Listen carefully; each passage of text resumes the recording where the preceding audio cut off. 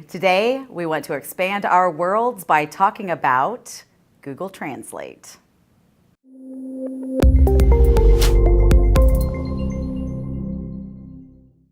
Hi, I'm Rachel Herron, and I am a specialist for the Patents Project, and my areas are emotional and behavioral disabilities and accessible educational materials and AT on the primary level.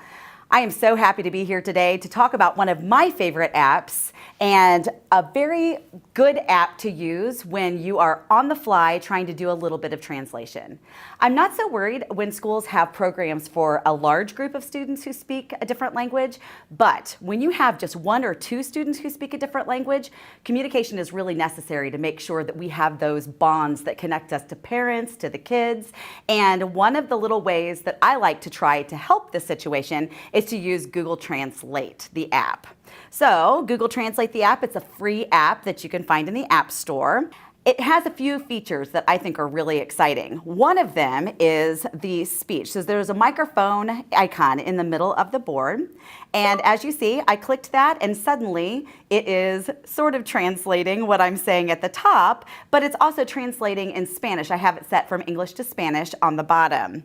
A really quick and easy way to maybe communicate with a parent in a car rider line coming through. It's not perfect translation, but it's definitely better than not having that communication or that touch with a parent.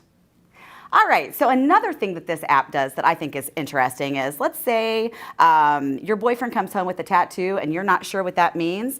You go ahead and you write that in, and that will also translate what that means into a different language. Or perhaps if you just wanted to write back and forth with the parent, as you can see at the top, it translates that immediately into Spanish or whatever language you have set. And there are many, many different languages that you can use.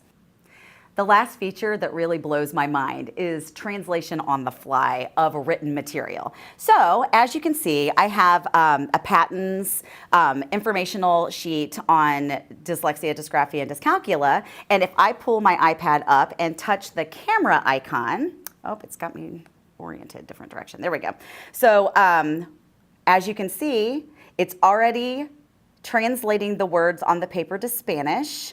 And now, at this point, I can just go ahead and touch the camera icon and either email that to a parent or print it on the fly and send it directly home. It's not perfect translation, but it certainly is a lot better than not having anything translated for somebody who speaks a different language.